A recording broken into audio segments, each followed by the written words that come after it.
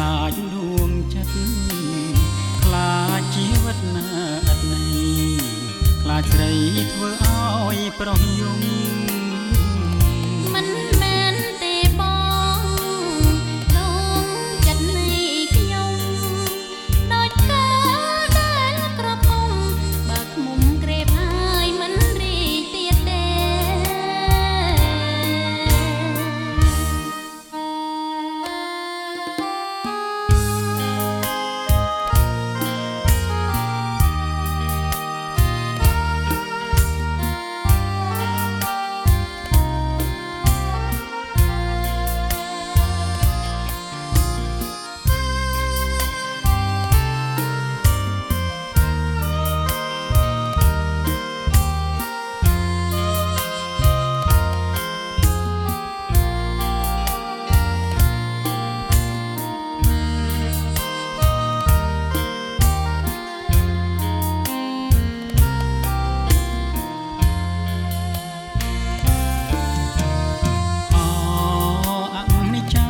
ចិត្តខ្លាចដួងចិត្ត